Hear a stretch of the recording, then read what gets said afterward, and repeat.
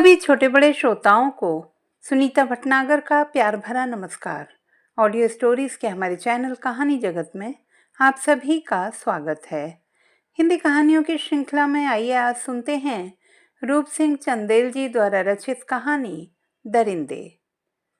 आप भले ही ये सोचें कि ये किसी विश्वविद्यालय के प्रोफेसर की कहानी है जिसके अधीनस्थ अधिकारी ने उसके विरुद्ध यौन प्रताड़ना की लिखित शिकायत की और वाइस चांसलर से लेकर ऐसे मामलों के लिए गठित शिखर समितियों से भी उसने ये शिकायत की, लेकिन वे लंबे समय तक कान में तेल डाले बैठे रहे और प्रोफेसर साहब अपने मित्रों और परिचितों से शिकायतकर्ता पर दबाव डलवाते रहे कि वह शिकायत वापस लेकर अपनी नौकरी की रक्षा करें, क्योंकि उसकी नौकरी एडहॉक है। मेरी कहानी न किसी विश्वविद्यालय के प्रोफेसर बनर्जी, चटर्जी, मुखर्जी, बाली, कमाली, सिंह, शर्मा की है और न ही वहाँ के किसी अधीनस्थ अधिकारी या कर्मचारी मिस मोनिका या मीनाक्षी की। यह कहानी एक विशुद्ध क्लर्क की है जो एक सरकारी दफ्तर में काम करती थी। मैं जानता हूँ कि पूरी कहानी सुनने के बाद आप ये कहेंगे कि मेरी पात्रा विमला रस्तोगी और प्रोफेसर के विरुद्ध शिकायत दर्ज करवाने वाली उसकी अधीनस्थ अधिकारी अर्पिता वर्मा की कहानी में साम्यता है। आप ये भी कहेंगे कि विमला रस्तोगी को सताने वाला महानिदेशक वेणु कामत और अर्पिता वर्मा से तुम्हारे पास बहुत कीमती और सट जा या हट जा जैसे शब्द कहने वाले प्रोफेसर प्रद्योत सेन में कोई अंतर नहीं है, लेकिन दोनों में कुछ अंतर हैं। अर्पिता वर्मा की प्रताड़ना की कहानी एक पत्रकार को ज्ञात हुई। उसने उसे समझा और अपने राष्ट्रीय दैनिक में प्रकाशित कर दिया। विश्वविद्यालय प्रशासन में कुछ सुगबुगाहट हुई, मेजें हिली, कुर्सियों में फुसफुसाहट हुई। वाइस चांसलर ने शिकायत न मिलने, कहीं डाक स्तर में पड़ी होने को लेकर मलाल व्यक्त किया, लेकिन बड़े विश्वविद्यालय के वाइस चांसलर का दिल बड़ा होता है। उन्होंने कहलवाया कि पीड़िता को शिकायत लिख भेजने के बजाय सीधे उनके पास मिलकर पीड़ा व्यक्त करनी चाहिए थी। आखिर वह भी प्रोफेसर थे, अभी भी हैं। एक प्रोफेसर के विरुद्ध एक अदने अधिकारी की शिकायत सुनना उनके कर्तव्य क्षेत्र में आता है। दंड व्यवस्था बाद की बात है, शिकायत उन तक पहुंचनी ही चाहिए। 15 दिन बाद भी नहीं पहुंची तो शिकायतकर्ता को दुखी नहीं होना चाहिए। अर्जी कहीं अटक गई है, सभी पर काम का बोझ है। फाइलों के बोझ तले अर्पिता वर्मा की अर्जी कहीं दबी होगी। शिक्षा के मंदिर का छोटा बड़ा हर पुजारी बहुत व्यस्त है, लेकिन अर्जी का दम घुटने ना पाएगा। अंतिम सांस तक वह निकलेगी और उन तक पहुंच ही जाएगी। लेकिन वह सहृदय हैं, दयालु हैं और अर्पिता वर्मा को उन्होंने स्वयं आकर मिलने का संदेश दिया। वह गई और शिकायत ले ली गई। कृपालु वीसी ने दम साध कर प्रोफेसर प्रद्योत सेन के विरुद्ध शिकायत सुनी और अर्पिता वर्मा के अपने चैम्बर से बाहर निकलने के बाद पत्रकार को दिल खोल कर कोसा, जो छोटे बड़े मसलों को एक सा मानकर मनमाने ढंग से रिपोर्ट छाप देते हैं। लेकिन मित्र, विमला रस्तोगी किससे शिकायत करती? तब तक यौन प्रताड़ना के विषय में कोर्ट का सख्त आदेश भी न था, और होता भी तब भी सरकारी दफ्तर जहां अफसरों की तानाशाही किसी राजशाही ढंग से कार्यरत है, विमला रस्तोगी को मीडिया तक जाने का साहस न दे पाता। हाँ, आप ठीक कह रहे हैं, विश्वविद्यालयों में भी प्रोफेसरों की तानाशाही सरकारी अफसरशाही से कम नहीं है। पीएचडी से लेकर नियुक्तियों तक सर्वत्र अराजकता व्याप्त है। आपकी सलाह महत्वपूर्ण है कि देश के सभी केंद्रीय विश्वविद्यालयों की नियुक्तियां यूपीएससी द्वारा संयुक्त विज्ञापन के आधार पर की जाएं और प्राध्यापक से लेकर प्रोफेसर तक के पद स्थानांतरणीय हों। शायद तब शिक्षा के मंदिरों में होने वाले भ्रष्टाचार पर कुछ अंकुश लग सके, वरना प्रोफेसरों के कच्छे ढीले होने की कहानियों पर विराम संभव नहीं है और न ही अपने चहेतों की नियुक्तियों पर रोक। आपकी चिंता वाजिब है। शिखर समितियां भी शिकायतों के बोझ से दबी हुई हैं। वर्षों पुरानी शिकायतों का निस्तारण वे कर नहीं पाती। उनकी भी समस्याएं हैं। 4 समितियां हैं और चारों के अधिकार क्षेत्र अलग अलग हैं। चारों यही निर्णय नहीं कर पाती कि कौन सी शिकायत किसके अधिकार क्षेत्र की है। हैं। बेशक सभी यौन प्रताड़ना से संबंधित किसी महिला प्राध्यापक को उसके सहयोगी ने प्रताड़ित करने का प्रयत्न किया, तो किसी छात्रा को उसके प्रोफेसर ने। सभी शिकायतकर्ता अर्पिता वर्मा जैसी भाग्यशाली नहीं है कि उन्हें वीसी बुला लेते या कोई पत्रकार तक उनकी पीड़ा पहुंच जाती। वीसी अति व्यस्त व्यक्ति, देश देशांतर के सेमिनारों आदि में उन्हें भाग लेना होता है। किस किस की सुने? अर्पिता वर्मा को सुन लिया, ये क्या कम है? आप ठीक कह रहे हैं, अर्पिता वर्मा जैसी लड़कियां उंगलियों में गिनने योग्य हैं, लेकिन हैं, कम से कम शिक्षा के मंदिरों में ऐसी लड़कियां हैं। यदि न होती तो शिखर समितियों के पास शिकायतों का जो पुलिंदा पड़ा है ना, वह ना होता। आप ये भी कह सकते हैं कि यह पुलिंदा पड़ा ही क्यों है। भाई, यह प्रश्न न्यायालय के संदर्भ में भी तो उठ सकता है। वहां न्याय पाने के लिए जिंदगी ही गुजर जाती है। पहले ही कहा, इसका सीधा कारण काम के बोझ से है। शिखर समितियों के पास कितना काम है, इसकी कल्पना आप नहीं कर सकते। लेकिन आप इस बात से दुखी क्यों हैं कि अपराधी उन्मुक्त घूमते, दूसरों को प्रताड़ित करने की जुगत खोजते? और सबसे बड़ी बात यह है कि यदि कुछ कार्रवाई हुई भी तो उनके विरुद्ध तो उन्हें मात्र चेतावनी दे दी जाती है, या ज्यादा से ज्यादा 3 इंक्रीमेंट रोक दिए जाते हैं। या केवल एक ही मामला है इस विश्वविद्यालय के इतिहास में कि यौन प्रताड़ना प्रकरण में एक प्रोफेसर साहब को नौकरी गंवानी पड़ी थी। लेकिन विमला रस्तोगी एक सरकारी दफ्तर में नौकरी करती थी जहां किसी अधिकारी के खिलाफ शिकायत करना अपराध था। उसकी सजा नौकरी से बर्खास्तगी या स्थानांतरण था। आप कहते हैं कि बर्खास्तगी विश्वविद्यालय में भी होती है। बताया ना कि इस विश्वविद्यालय के इतिहास में केवल एक ही प्रोफेसर को नौकरी से हटाया गया।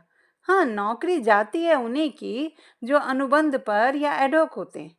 नियमित की बर्खास्तगी आसान नहीं होती। आपने बताया कि वहां यूनियन ताकतवर है। आप सही कहते हैं, शिक्षकों की यूनियन ताकतवर है। उनकी मांगों के आगे सरकार तक घुटने टेक देती है। वह हड़ताल की धमकी देती है और सरकार दुम हिलाती नजर आती है। लेकिन मित्र, कर्मचारी यूनियन यदि ताकतवर होती तो स्थिति ही कुछ और होती। मुझे लगता है कि इस यूनियन में अवसरवादी बैठे जो अपने निजी लाभ के लिए उच्चाधिकारियों के विरुद्ध आवाज उठाना पसंद ही नहीं करते, और यदि करते हैं तो केवल अपने हित साधन के लिए। लेकिन मैं चाहता हूं कि अब आप चुप रहें। विमला रस्तोगी की चर्चा चलते ही यदि आप अर्पिता वर्मा या विश्वविद्यालय के प्रसंग छेड़ते रहे तो मैं विमला रस्तोगी की बात आप तक नहीं पहुंचा पाऊंगा, जिसे मैं ही पहुंचा सकता हूं, क्योंकि मैं उसका सहयोगी जो था। विमला रस्तोगी ने बीए किया ही था कि उसके पिता की मृत्यु हो गई। उन दिनों कर्मचारी की मृत्यु पर परिवार के किसी सदस्य, पत्नी या बच्चे को अनुकंपा के आधार पर नौकरी मिल जाती थी। विमला रस्तोगी पिता के स्थान पर क्लर्क बनकर महानिदेशक कार्यालय में आई थी। उन्हीं दिनों यूडीसी के रूप में मैं भी उस कार्यालय में नियुक्त हुआ था। विमला को मेरे ही अनुभाग में टाइपिंग के काम में लगाया गया। तीखे नाक नक्श की सुंदर लड़की थी वह, जिसके बाल कमर से नीचे तक लटकते रहते थे, जिसमें वह 2 बेड़ियां गूंथती थी, और जब वह चलती तब दोनों चोटियां सर्पिणी की भांति नितंबों पर हिलती डुलती रहती थी। महानिदेशक कार्यालय का यह नियम था। हो सकता है उस विश्वविद्यालय में भी हो कि जो भी नया व्यक्ति वहां नियुक्त होकर आता, 2-4 दिन में ही उसकी पेशी महानिदेशक वेणु कामत के सामने अवश्य होती। मेरी भी हुई, और मैंने पाया कि वेणु कामत बहुत मधुर और सौम्य स्वभाव का व्यक्ति था। साक्षात्कार के दौरान मेरी टांगें और आवाज कांप रही थी, क्योंकि अनुभाग वालों ने कहा था कि दबकर ही उत्तर दूं, साहब नाराज ना हो, ख्याल रखूं। इससे मैं भयभीत था। शायद कामत ने यह समझ लिया था और साहस देते हुए कहा था कि ईमानदारी से अपना काम करूं, और यदि कोई परेशानी अनुभव करूं तो पीए के माध्यम से उनसे मिलकर बताऊं। महानिदेशक के कमरे से बाहर आया तब मैं कुछ और ही था। भय जा चुका था, क्योंकि कामत ने मुझसे प्रेम से बात की थी, और जब विमला रस्तोगी की पेशी हुई उसे मुझसे भी अधिक प्यार दुलार से कामत ने समझाया। विमला भी गदगद थी। वह मितभाषी थी, अधिकतर अपनी ही सीट पर चिपकी रहने वाली। कभी बात भी करती तो मुझसे, क्योंकि मैंने उससे 1 सप्ताह पहले ही ज्वाइन किया था। महानिदेशक कार्यालय में उन दिनों 10 और महिलाएं थीं। लंच के समय वे एक साथ लंच करती। उनके आग्रह पुनराग्रह से विमला उनके साथ लंच करने लगी थी। मेरे परिचितों का दायरा भी बढ़ने लगा था। मैं भी लंच में 2-4 बाबुओं के साथ घूमने जाने लगा। एक दिन एक सहयोगी बोला, 6 महीने बीतने को आए, कामत ने विमला रस्तोगी को याद नहीं किया? क्यों? मैंने पूछा। सहयोगी के चेहरे पर व्यंग्य मुस्कान थी। तुझे कुछ नहीं मालूम? क्या? शिकार? कैसा? मैं चौंका था। सहयोगी जो 3 थे ठठाकर हंसे थे। हम आइसक्रीम वाले के पास थे। आइसक्रीम ली गई और बात आई गई हो गई थी। और ठीक उसके अगले सप्ताह सुबह 10 बजे प्रशासनिक अनुभाग 5, जिसका काम अफसरों और उनकी बीवी बच्चों और बंगलों का ख्याल रखना था, का अनुभाग अधिकारी विमला रस्तोगी के पास झुका हुआ कुछ फुसफुसा रहा था। विमला रस्तोगी एक सादा कागज और पेन लेकर उसके पीछे हो ली थी। अनुभाग के बाबुओं ने आंखों ही आंखों में एक दूसरे से कुछ बातें की थी। मेरा अनुभाग अधिकारी फाइल पर सिर झुकाए कोई नोट तैयार कर रहा था। उसका चेहरा लाल हो उठा था और उसका हाथ कांप रहा था। सच यह था कि अनुभाग के सभी बाबुओं के चेहरों पर तनाव था। उन्हें लग रहा था कि अनुभाग 5 का अनुभाग अधिकारी उनकी मांद में घुसकर बकरी उठा ले गया था और वे विवश थे कि वे अपना विरोध भी न जता सके थे। क्षण भर बाद ही सभी के सिर गर्दनों पर यों लटक गए मानो वे मुर्दा थे। मैं भौचक एकाधिक बार उन्हें देखकर काम करने का प्रयत्न करने लगा था। 20 मिनट भी ना बीते थे कि विमला रस्तोगी दरवाजे पर प्रकट हुई। उसका चेहरा पीला और आंसुओं से भीगा हुआ था। सीट पर बैठते ही उसने टाइपराइटर पर सिर रख लिया और सुबक सुबक कर रोने लगी। उसके आते ही मेरा अनुभाग अधिकारी फाइल दबा कमरे से बाहर निकल गया। अनुभाग के अन्य 4 बाबू क्रमशः एक एक कर मुझसे यह कहकर चले गए कि वे चाय पीने जा रहे थे। मैं विमला रस्तोगी से कुछ पूछना चाहता था, लेकिन पूछ नहीं सका।